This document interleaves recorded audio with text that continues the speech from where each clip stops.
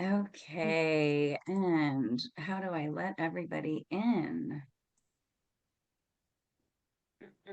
Okay, good morning, good morning, good morning. I don't know if I'm letting everyone in. No, I should be. Good morning, everyone. Welcome to Webinar Wednesday. I'm going to make sure I'm enabling chat here. We like to start right at 9:30, and it is 9:30. I am Diane Michael with Beyond the Boardroom, and I'm so happy to be here on this chilly morning. I don't know where you're coming in from. I'm in Daytona Beach, and yeah, little chilly, but I love it. I'm here with my CAM partner, Lindsay Lombardi. We will be hosting this morning's education program. If you haven't been with us before, welcome. If you're returning, thank you so much. Our goal is always to educate board members and CAMs in an easy way at your desk, on your mobile, or while you're traveling. We know how important education and CE credits are, and that's exactly why we decided to launch our Beyond the Boardroom program over a year ago. We started on the fourth Wednesday of each month and have already grown to now offer education and CE credits on the second and fourth Wednesdays of each month. So please mark your calendars for the next webinar Wednesday happening on December 10th. Please note that there will only be one webinar Wednesday this month today, and there will only be one next month due to the holidays that are upon us. I just went and got coffee this morning. They had the Christmas music in the background. I'm like, okay, we're here. We're here already. So keep watching the emails. Be sure to save us as your safe senders so you don't miss important education updates.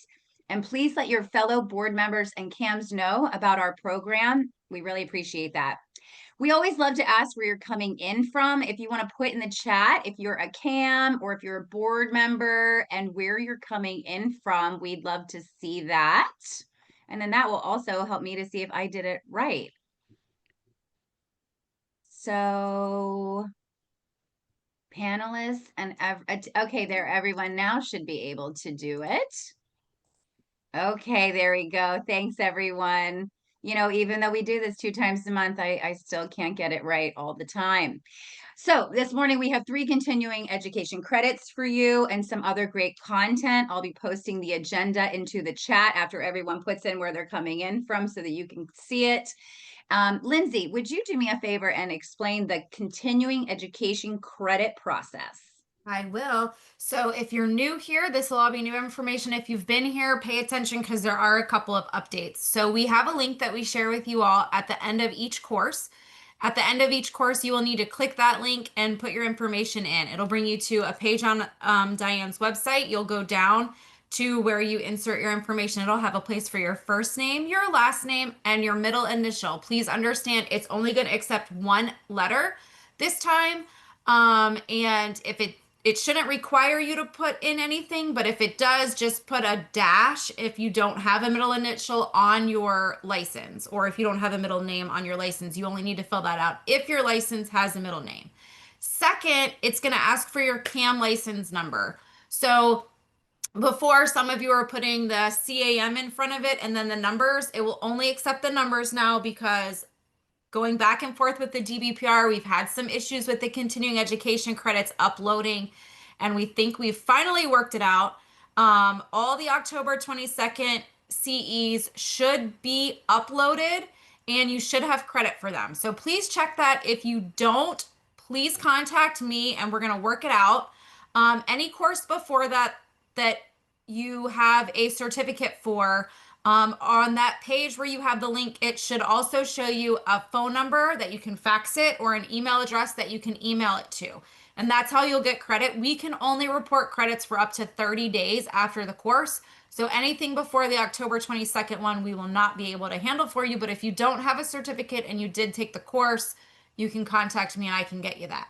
But everyone's credits moving forward should go in the system without an issue. So just make sure you're checking it about 2 weeks after, because it does sometimes take us a week to get it in the system, and then it takes them a few days to upload it. So check it, make sure you're good to go. Again, you won't be able to put the CAM in front of your license number. That's fine. That's how we want it. It'll kick you out if you have that in front of your license number when we upload it. And then again, the middle name, it's just the initial and only if it is on your license. And we've just got a lot of people from all over the state. Fort Myers Beach, we got Naples, we got Satellite Beach, Sarasota, Pompano, Florida, we got Delray, we got Central Florida, Port Orange. I love it. Someone asked already, where do we get the link? The link will be sent at the end of the course. And you're going, and if you missed this part, if you're going to, well, we're going to be saying a keyword throughout the presentation for you to be able to actually get the credit. So guys, if you've been here with us before, we've usually said the code at the end with the link. But we want to make sure that you're paying attention because, we're making it very easy for you, free for you. Our hosts are coming in to make this really fun for you and interactive and as fast as possible. So we just ask that you stay with us.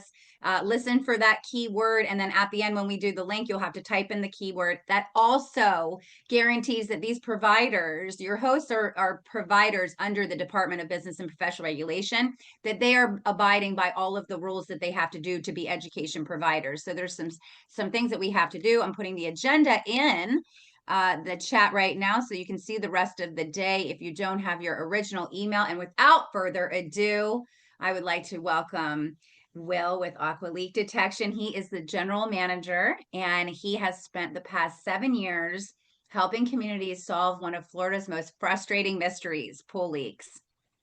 We were talking right before we let everybody in, and could you imagine being a leak detection person right now? How cold those pools must be. So with a background that ranges from student ministry to whale watching, Will brings a unique perspective to management, marketing, and relationship building.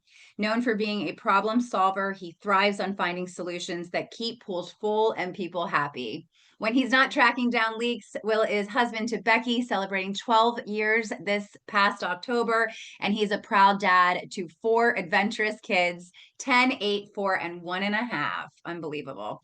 He enjoys all things water, whether it's an ocean, a pool, or a new seafood dish, and is always up for a fresh adventure or trying out unusual food. Please help me welcome Will, who is presenting this morning. Thank you for being with us, Will.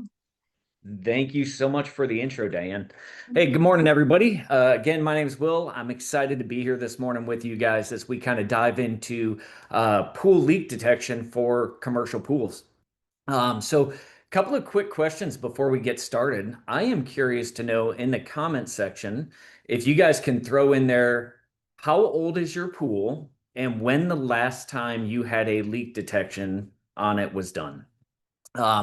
And Diane, to your comment about the guys being in the cold water, let me tell y'all, I am not jealous that I am not in the water anymore. It is absolutely freezing out there. I went out on site with one of the guys last night. I don't know how he was doing it. 5:30 at night, the sun is going down, the wind is just ripping, and I've got this newer 21-year-old guy that is in a non-heated pool without a wetsuit. I don't know how he was doing it. I would be crying. Although my tears would get wiped away by the pool, I guess, so nobody would see that. So, anyways, we seeing some of these things come in. 22-year-old pools 2 years ago. Hopefully, you're not having leak detections done. Oh, 2 years ago was the leak detection. Very cool. Well, let's dive into this, guys. Today, we're going to explain the importance of pool leak detection as part of your hurricane prep. A lot of times we kind of don't think about the pool when it comes to the hurricane. However, there's a couple of risks and things you should know as hurricanes approach. Thank God this year was kind of a bust for the hurricanes. We didn't get anything that made landfall. And the ones that did go by mostly were just kind of skirting the coast, giving us a little bit of rain, no major issues. However, over the past couple of years, we've seen I live over here on the West Coast, and we've seen our share of hurricanes over the last 10 years or so. By the end of this course, my hope is that you will walk away with an understanding of how pre-storm leak inspections can benefit you or your community, and that you guys will have a general understanding of the risks that storms can pose to your pool. So without further ado, in Diane's words, let's dive in. One of the things we're talking about today is hurricane pool prep. Now, nothing on this page has anything to do with leak detection. However, helpful information. I want you guys to have it. If you want to screenshot this, go ahead, because this can be some good info for you guys to take back to your associations or your communities. And it's simply this. Number one, if we know that we have a hurricane coming in, objective one is remove all the projectiles from the pool deck. Things like chairs, umbrellas, shade canopies, grills, anything that's on that pool deck that can be lifted up by that storm and turned into a missile, you want to get that off the pool deck. I'm sure most of you guys are aware of that. Um, I've had people in the past ask me if they should just take it all and throw it inside of the pool. And I want to encourage you guys, don't throw it in the pool. Most of that stuff is made out of cheap metal and it is going to rust very quickly, which then begins to leave rust stains in the bottom of your pool, causes a big pain in the butt when it comes time to clean the pool later. So ideally, you want to move all those projectiles inside and keep them locked up and safe.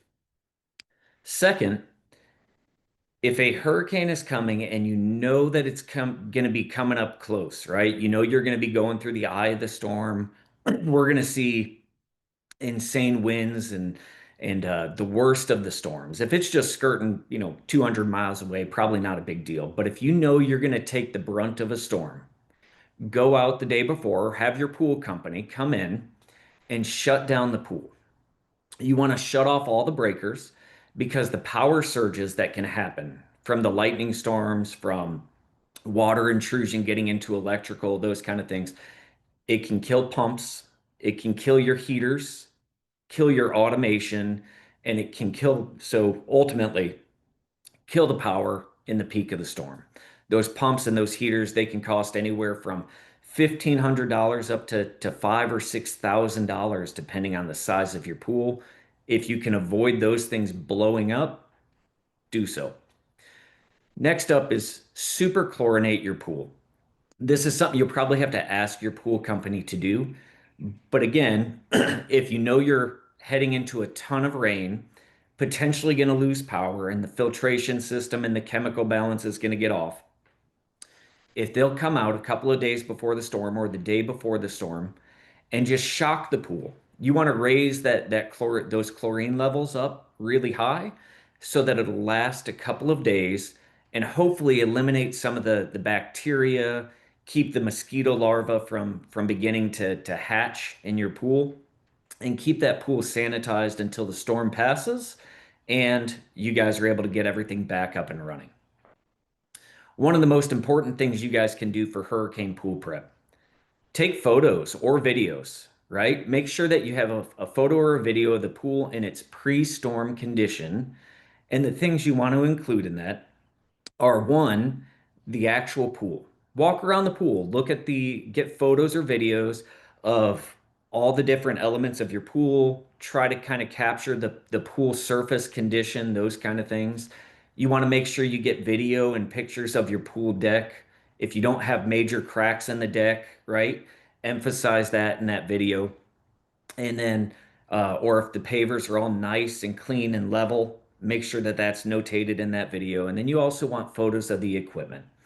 Um, and if you have video, get videos of everything running, right? The pump running, the filter in place, the pressure gauge on the filter, all of that stuff. You want to make sure that you have it documented for the sake of insurance. I say that, yet we all know insurance doesn't like to pay out, but ultimately, the more evidence you have, the more photos you have saying everything was in great shape prior to the storm, it's going to benefit you on the back end if you have to make a claim. And then lastly, clear out any clogged overflow lines. If you're going to get 10 to 12 foot of storm surge, there's nothing that you can do that's going to help that pool. But if all you're going to get is 10 to 12 inches of rain, clearing out those clogged overflow lines gives the pool a place to drain out. Hopefully, it's away from the common areas, buildings, or residential areas. And what I mean by those hurricane pool prep, pool chairs, tables, that kind of stuff, when you look at this photo, I know it's kind of hard to see it all because everything's off in the distance. We've got chairs, we've got umbrellas, we've got the little safety donut ring in the back over on that far side of the pool. Those are the things you got to be aware of that we need to get off the pool deck before the storm comes in so they're not flying through windows, screen cages, or doing any kind of damage to anyone or anything. So what does pre-storm leak detections or leak inspections look like when a hurricane is coming in? Here's the benefit of it. We're going to come out in those photos and the videos that I was talking to you guys about. We're actually going to do that for you, or a leak detection company can come out and do that for you, right? They're going to get in, they're going to check everything from the tile line down to the bottom drain, any issues that are in the pool. They're going to be able to notate. They're going to be able to notate the condition of the pool, that there's no cracks, there's no crazy things going on, that the pump is functional or the lights are functional. And you're going to have all the video or photos that you would need prior to the storm so that if something does happen and you need to make a claim, you can take that report from a leak detection company and hand that over to the insurance company and say, hey, this is what we looked like before the storm. Here's where we are after the storm, right? So again, it's going to provide photos of the pool, the equipment, and also the benefit of a leak detection company coming out is they're going to ensure that the pool is watertight, that it's not going to drain down while the power is out or the autofill can't refill that pool. We're going to make sure that there's no leaks going on in there. One of the worst things that can happen to your pool is that it drains down during or right after a hurricane because this kind of a thing can happen. Um, what you don't want to do is you don't want to have that pool drain down, whether by leak or manually. When a hurricane's coming in, if you've ever heard somebody say, hey, drain that pool halfway down or something, please don't. What happens is the hydrostatic pressure can build up on the outside. And when you have soggy, wet, saturated ground underneath of your pool deck, and that pool begins to empty, it begins to float just like a boat. And this is what you're left with. So do not drain the pool. A leak, pre-storm leak detection is going to help cover this to make sure that there's no active leaks going on where if the autofill is turned off or not functional, your pool is not going to drain down and have this happen. So what are some of the pool leaks that we see? Common leaks that we oftentimes see in pools is anywhere that plastic meets concrete. Typically, two-part epoxy or hydraulic cement is going to be the repair. Very simple, usually can be done on the exact same day as the leak detection. Um, Other common places of leaks are glue joints and cracks. And when it comes to the glue joints in the PVC, typically those repairs are going to be done by opening up the deck, digging down in the dirt, or some form of a construction repair to get to the actual plumbing. And then third, those cracks, they oftentimes lead to a construction repair, maybe a renovation, depending on how bad a crack is. But these are really the main common leaks that you guys are going to see in a pool.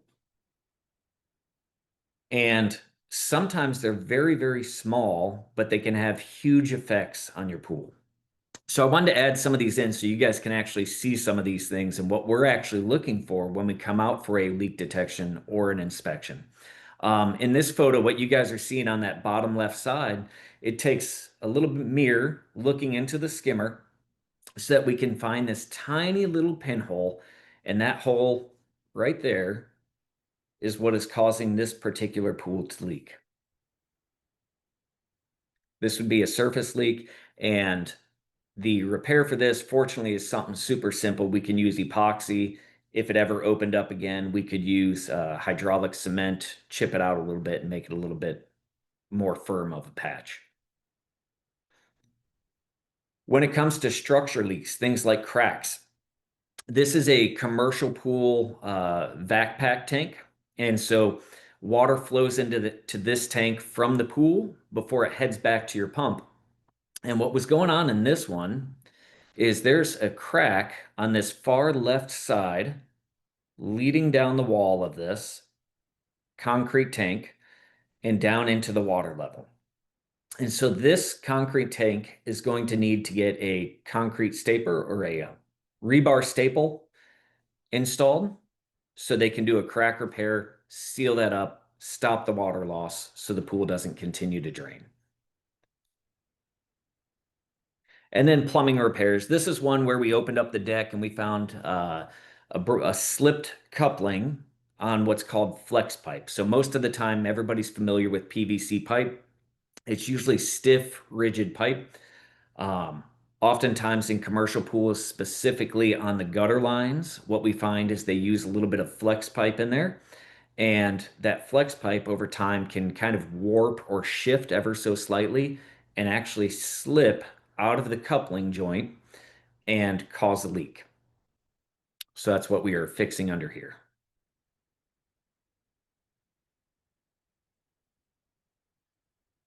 So what are the different risks from commercial versus residential? Ultimately, any pool you have is gonna leak at some point. However, commercial pools tend to have a bit more risk because of a couple of things. One, we typically see a lot more wear and tear. We have traffic coming in and out of the pool, the hot tub, across the deck constantly. And so your pool gets worn down a whole lot more by so many people using it all the time.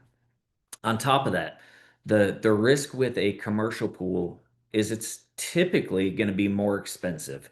You've got a much larger body of water. You've got bigger pumps, larger piping, and sometimes you've got some of these huge features, waterfalls and that kind of stuff if you live on or if you have a resort style pool that you're managing. Um, there's more risks with a commercial pool because the chemicals being off can definitely cause a hazard, a health hazard to anybody that's getting in that pool, or it can cause you to get shut down by the county when they come out and find that your chemicals are not on track, and then you lose income because the pool had to get shut down. On top of that, there could be potential trip hazards if you have a large leak going on under the deck. It causes pavers to settle or the concrete to shift and crack. You could cause a trip hazard if that leak goes untreated for too long, where people could trip. You could potentially have a lawsuit if somebody falls on that pool deck. We all know those.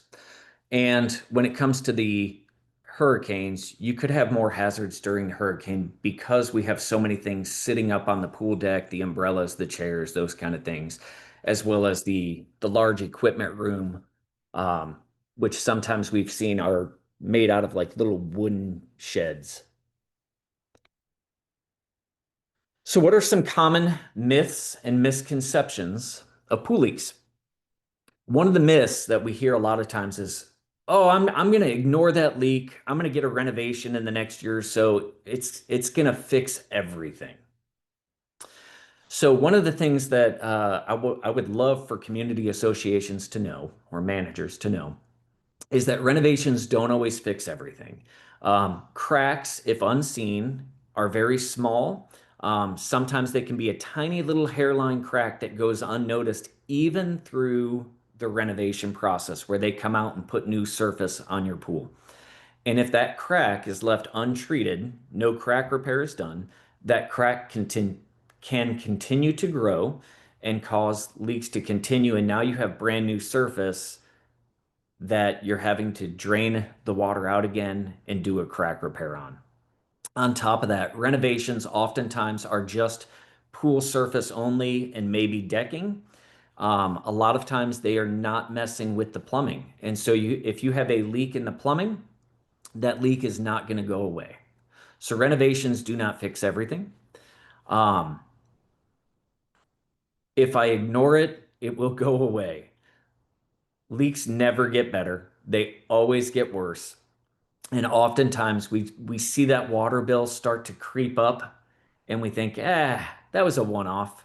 And then it just continues to grow and grow and grow. And what started as an extra $100 in water a month becomes 200, 500, or $1,000, depending on how bad that leak gets and how much your autofill is having to run. Plumbing leaks, another myth. Plumbing leaks require tearing up the entire deck and repiping. Most often, when we find a plumbing leak, we can typically do on a residential pool, we can do a repair in a roughly 10 by 10 or 12-inch by 12-inch opening. Commercial pools tends to be a little bit bigger. You may end up with a 2-foot or 3-foot opening in the deck, depending on the size of the pipe. But most of the time, it does not require a company to come out and repipe the entire pool or tear up the entire deck to go from the equipment back to the pool. Another misconception, concrete pools are heavy. They are heavy. They're very heavy. However, if you drain your pool, they will definitely float like a boat. So don't drain your pool. And a last misconception or myth, adding water is cheaper than a leak detection. Those water bills will continue to come in. Those water bills will continue to increase until it becomes unbearable. We've seen water bills upwards of 1,000. We actually had a request to come do, I think it was a 750,000 gallon pool, leak detection on it, where they were losing 15,000 gallons a day, which I have no idea what that bill would be on water, but I can guarantee the leak detection is less expensive than 15,000 gallons of water every single day. And so when it comes to a leak detection and pricing, everybody's a little bit different in their pricing, but I can tell you for residential pools, you're probably anywhere from $300 to about $600 for a leak detection on a residential pool. Commercial pools, being that they're a little bit bigger, tend to be about that 500 up to maybe $1,800. And in the long run, a whole lot cheaper than adding water constantly. So how can hurricanes impact a pool? A lot of times we want to believe that a hurricane, wind and rain, can't affect the actual pool itself. So a couple of different ways. Number one, storm surge, wind pressure, and debris impact. Storm surge can destroy your pool regardless of how prepared you are. I think I have a photo coming up of that. When we have those massive storm surges and we get 5-foot, 10-foot of storm surge coming across the beach, the barrier islands, running across the pool, it just floods everything. It washes away sand and pushes sand into pools. Storm surges can destroy a pool no matter how prepared you are. Wind, likewise, can also cause damage. It can turn your umbrellas into spears, breaking windows, those kind of things. So while that's not actually your pool, it can affect what's happening on your pool deck. And debris can fill your pool. It can take days to clean out by hand. And if they bring an excavator in and start scooping sand out of your pool, they can actually crack the bottom of your pool open if they go too deep. So here's an example of what storm surge can do. There was no amount of preparation that could have ever saved this pool from a storm coming in and doing this, right? From there, sand, if you look closely, you can actually see the deep end ladder steps over here on the far left, and you've got a couple of entryways, probably to the spa and to the pool underneath of these rails. And again, no amount of prep is going to stop storm surge from filling your pool with sand. So water tables can shift and hydrostatic pressure can float your pool. Again, pools, while made out of concrete, will float. Just want to reiterate this 1,000 times over because I've heard it over and over again. We're going to drain our pool halfway down or 3/4 of the way down or even 1/4 of the way down. Just leave your pool full. Don't drain it. See back to this picture. So how does a leak pre-storm affect you post-storm? When you have no power, really it kind of refers back to that picture of that pool floating, right? When you have no power and you have no water coming into that pool, you may be left unable to fill the pool. And if that leak gets worse, or if a leak is bad enough, it can drain your pool directly after that hurricane when the ground is saturated and lift that pool up for you. So, what are some signs of pre-storm vulnerability? Do you already have a leak going on, right? One of the ways you can tell that is you can tell that the water level is constantly dropping. Sometimes you're going to see soggy areas surrounding the pool. Your chemicals may not be able to be kept up with. As the pool service company is coming out, they add those chemicals into your pool. They come back out the next day, and all of those chemicals are gone because your pool is losing so much water and pumping in fresh water from that autofill that the chemicals are off and algae blooms can occur. So if you notice, another way to tell if you have vulnerability prior to a storm, if you notice cracks in the pool deck or already in the pool shell, you know that you've got a risk of some form of settling that could be a leak in the pool that a storm could actually make worse. And then also unusual utility bills. Um, if your water bill has increased month after month after month, it's a good sign that you're losing water somewhere, whether that's your pool, your sprinklers, or just in the buildings themselves. But keep an eye on that water bill. It's for commercial pools, it's usually the first sign that there is a leak in that pool. And then lastly, if you have air in the pool return lines coming in through the jets, it means air is getting into the pump somehow, typically through a plumbing leak, and it needs to be treated, preferably before the storm. So what can you do? You can create a seasonal leak inspection plan. So when is the best time to schedule that? Typically just before the hurricanes really kick off each year. Late April, early June, call the leak detection company, have them come out and just tell them, hey, I want to know what's going on in the pool.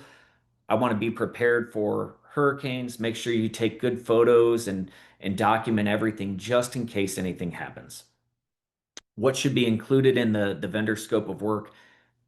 Everything from checking the overflow, finding and fixing any leaks, inspecting and documenting the equipment, checking the structure, the physical pool itself from the tile line down to that bottom drain, confirming that the plumbing is all in good condition with no leaks, and of course that documentation, making sure you're getting videos or photos in a PDF or some document um, so that you have it for your own records and potentially for insurance. Post-storm. So you've gotten a leak detection done prior to the storm. You know your pool was in great condition and the storm comes and goes, and now it's time to look at the pool on the back end as you're getting everything back up and running.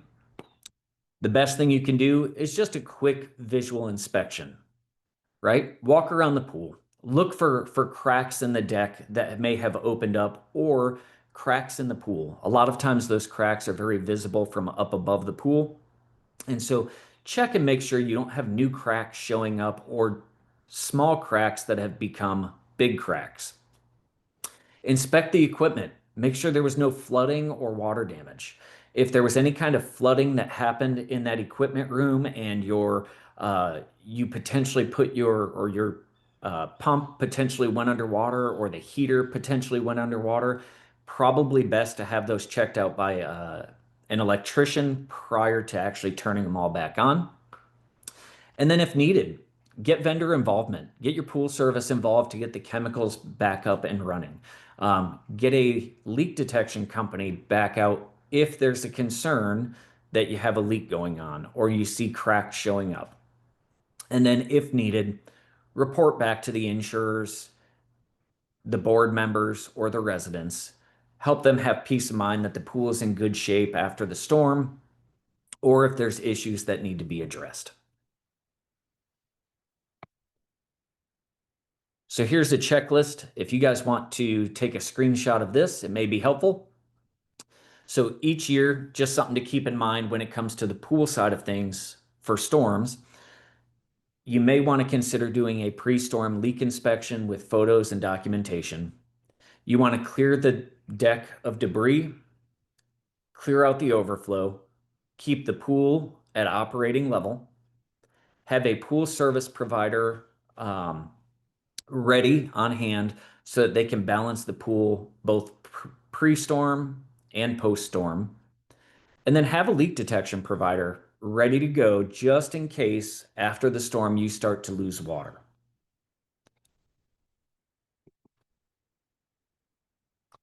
So that's it for that. We've got a little quiz to do with you guys. Diane, do we want to do questions first, or do we want to take the quiz first? Let's wait for questions. So let's do the quiz first, but everybody, the code word that you're gonna put at the end of the course, in the where you fill out your CAM license number, the code word is gonna be aqua. So code word is Aqua. aqua. So write that on your notes. And then let's go ahead and let's do this little quiz. All right, guys. See how they're paying attention. This is pass fail. If you fail this quiz, and Diane's keeping track of everybody on this thing. That's right. You're grading everybody. So Yeah. question number 1, what is a common sign of a pre-storm leak? I'm going to open up that. Okay. Getting a lot of B's. Everybody's saying B. Mm-hmm. A higher than average water bill. Awesome. Awesome. Good. Question 2, why is a pre-hurricane pool inspection important? We're keeping with the B's. I haven't seen anyone not. We got some smart cams with us today and board We members. do. It is to catch structural issues before a storm. What is a sign of a plumbing leak?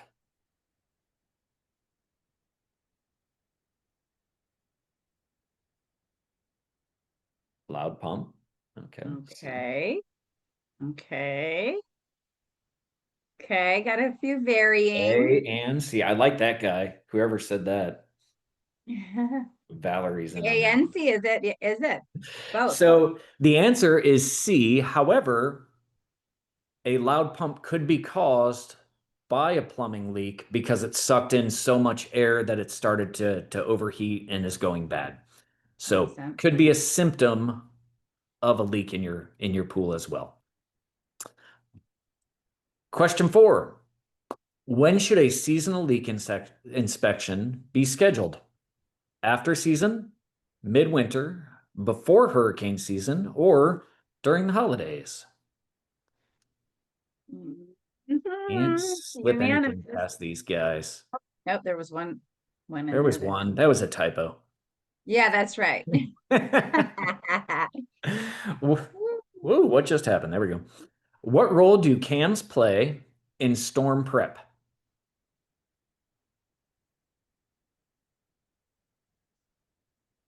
Lots of C's. Preserving community infrastructure. Correct. Number 6, what natural force increases hydrostatic pressure?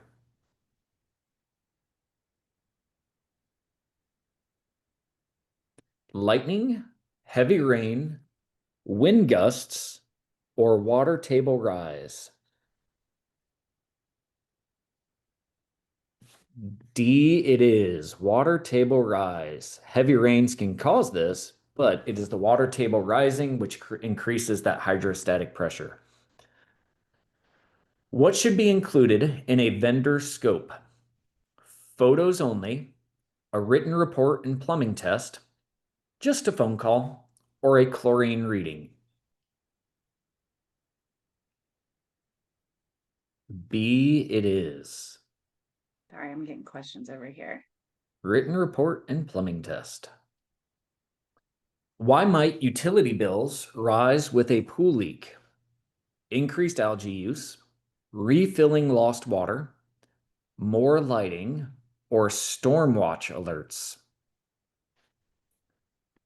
They are on it. Good. Refilling lost water is the correct answer. Post storms, what should CAMs prioritize? Painting fences, resident emails, leak inspections, or scheduling events? I want to see somebody put A. Come on. Get out Somebody there and jump on paint it. those fences. There we go. Thank you. Get out there and paint those fences. Correct answer is Hey, hey, hey, hey, Mindy, Great, you Mindy. rock. So, yes, C, correct. Leak inspection. Gotta have And which of fun. the following can worsen an existing pool leak? Solar covers, hurricane winds, swimmers, or sunlight? Yes, hurricane winds as they push those waves and water up towards the pool, causing a pool leak to get worse and worse. Someone put E, all of the above. That's interesting. Because there are, Well, well, not on that one. I not mean, on that one. Okay. unless swimmers are doing something really weird to your pool. Yeah, they're like chiseling in there. Yeah, stop those guys. Stop those, stop those So, guys. what questions do you guys have for me? Is there anything that I can answer? Okay. I've got some for you. All right, bring it on. How do you handle leaks under the deck or in inaccessible plumbing lines? Not sure if you had Ooh, covered inaccessible plumbing lines. I'm gonna find a photo for you guys. I'm gonna show you exactly how we deal with inaccessible plumbing. So plumbing leaks are oftentimes found, most often found by using air and water pressure inside of the plumbing. When that air and that water mix together at just the right, call it volume in that pipe, they begin to gurgle and bubble as they come out of the piping. That sound is able to be tracked through a listening device, a little listening electronic listening device where you can actually hear. It's like a microphone essentially. Hear through the deck and tell where that leak is coming from. From there, we can pinpoint exactly where the leak is, and then we open up the deck and we can do the repair in there. So I'm going to actually share this screen because I didn't plan on this. So bear with me. I have no idea. This is our Slack conversation for work. I have no idea what's written in there, so hopefully nothing terrible. But it is a great photo that outlines exactly how we deal with, there's pants. There it is. Right there. This is Oh how we my. deal Oh with my. inaccessible plumbing. Okay, I need that. I need that sent to me for this. I'll send that over. Yeah. So right there. That's yeah, that just makes my eyes feel heavy from the blood rush coming down for him. God bless these people that are out there doing Oh, this work. this is our And guy Cams, you Brandon, thought just you had getting it done. and Cams, you So thought you had a hard job. Okay, let's all be thankful. yes. What other Um, questions we got? okay, so I've got a few still. What's included in your standard leak detection fee? Are rechecks or minor repairs included? Is there a travel cost? Sure. So personally for us, we don't have a travel cost. So the leak detection is oftentimes just is just a flat fee, right? And what that typically includes for and I think I could probably speak for most companies, primarily for mine, um, is typically this. Most leak detections include an in the water check from the tile line down to the bottom drain of some sort. Okay. So some sort of physical check of the actual structure. They typically include the plumbing, and so we will include the plumbing test, making sure there's no leak in any of the plumbing.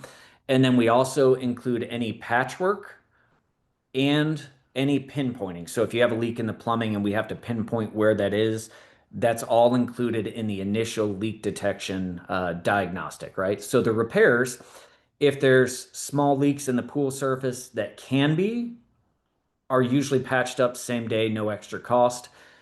That may change depending on if you have a 40-foot crack running around your pool. It's not something that patchwork's going to fix. You're going to need a much larger repair than just epoxy or some hydraulic cement.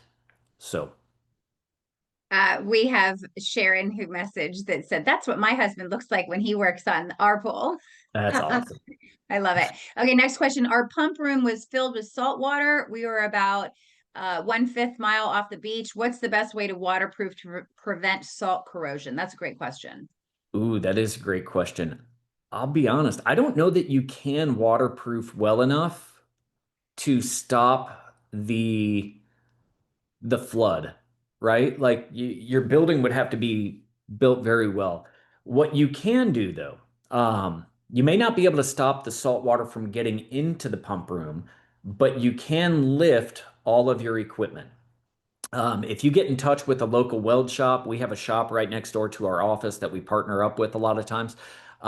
They actually build stainless steel or aluminum risers and stands to elevate your equipment, whether it's 2 foot or 3 foot or 4 foot up off the ground to avoid that exact issue. Does that help Um, answer that? Maybe. Maybe. I think someone just asked, what is your service areas? And then I have another one as well.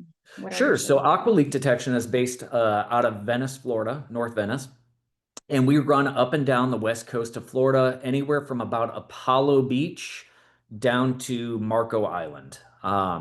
When summertime comes, we're a little bit slower with all the rains. We're probably willing to stretch out a little bit farther than that, but typically Apollo Beach down to Marco Island and about as far east as Arcadia. And Will has always said if you just contact him, and if you want to go to the last slide where your contact information is so that we Yes. can make sure that they can screenshot it, I'll also put it in the chat.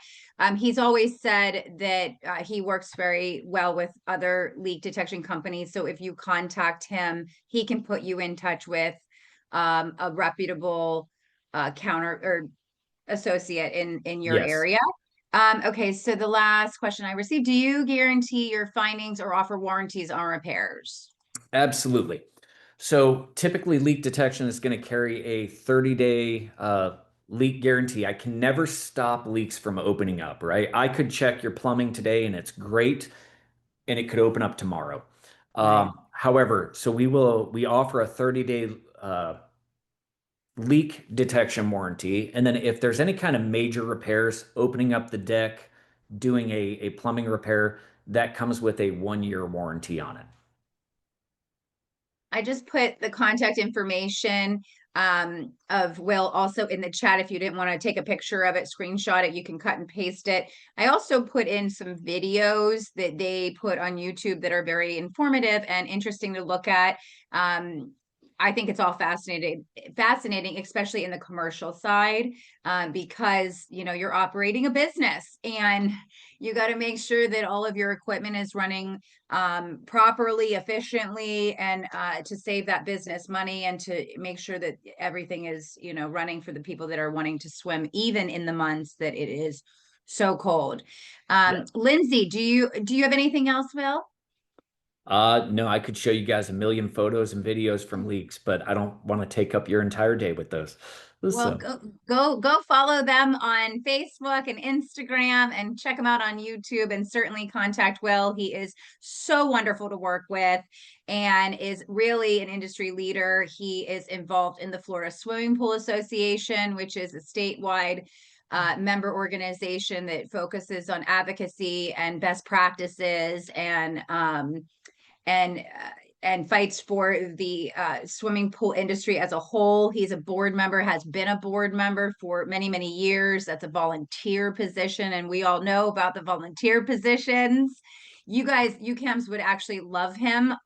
He's a great board member, and we all know that that's always sometimes a rare thing to find. Sorry, board members, but if you know, you know. Lindsay, if you and Will, we know that you're busy. You're more than welcome to stay with us. But if you want to pop off, yeah. Lindsay's going to go over the link with everyone so that they can go ahead and submit for their credits. Thank you for everything Oh, today, guys. Looking forward to have a working good with you. one, Will. Bye-bye. Bye, Will. Let Thank me just you. switch my chat Yep. to everyone. Okay, so there is the link. There is the presenter, the course title, and the code word are all in the chat. So please remember, use the link. You're going to have to do this after every single course that we do today that has credit. There's 3 that have credit. There's 2 that are for informational purposes and education, just not with credit. So you'll put the course title as Before the Storm, and the code word is Aqua, and that is for this course. Please go in and do that. We have about 20 minutes until the next course starts.